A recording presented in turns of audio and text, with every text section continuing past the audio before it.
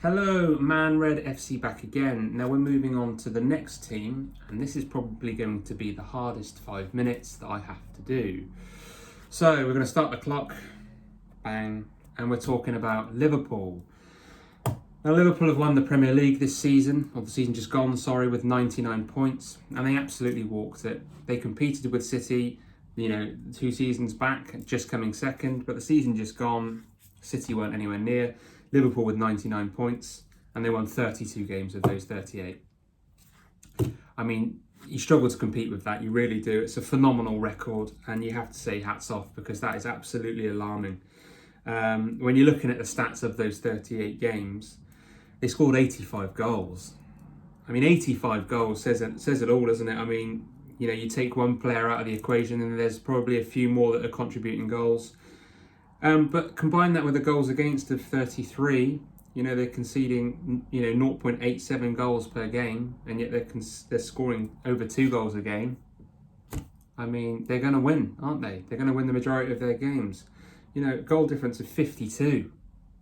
That's more than some clubs even scored all season, and that's their goal difference.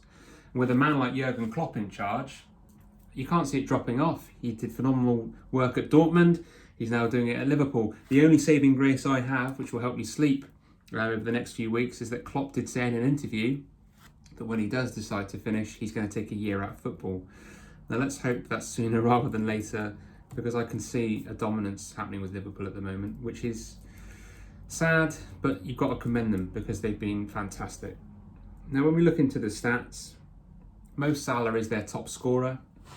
And again, what a phenomenal signing for, 40 million pounds, similar to Sadio Mane. And the output you get from him is just frightening. He played 34 matches, which again is consistent, rarely gets injured, scoring 19 goals and getting 10 assists. So he's contributing 29 goals in 34 matches. So literally you can rely on him in a game to kind of contribute towards you being 1 or 2-0 up. And I remember being able to say that when we had Rude. So it's a phenomenal thing.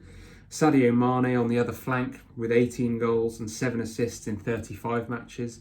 So basically as kind of efficient as Mo Salah. So how do you stop both of them? You can't really.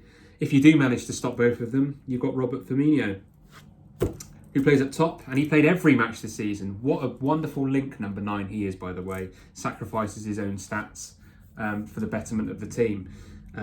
But still, he got 9 goals and 8 assists. That's a 17 goal contribution in 38 matches, which is just under 50%, which you have to say is a really good return. Yeah, for your typical number 9, you might say he needs to score more than that.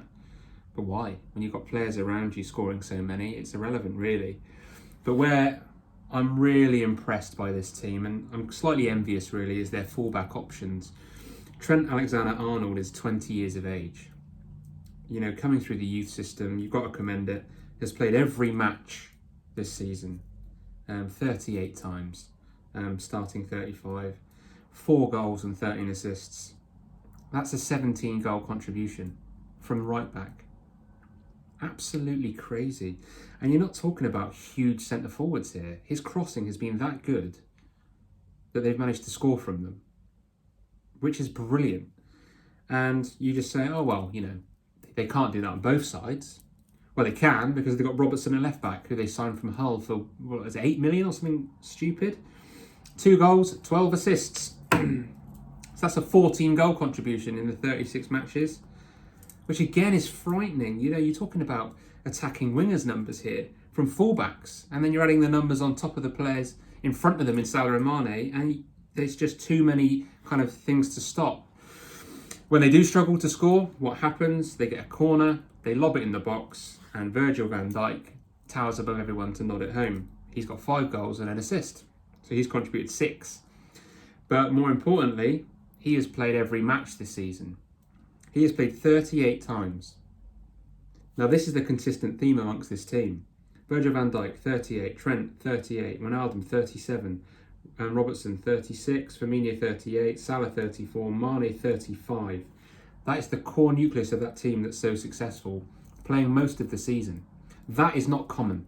Look at Manchester City's squad. They've got 2 players in every position. I'd argue that Liverpool have got a squad of 15 that you'd say are really good players, but then beyond that, I don't think they're that particularly strong.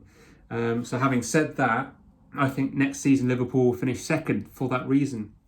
I think they might lose a few players to injury, and that's why we will see them fall slightly behind Man City, but again, they'll be up there.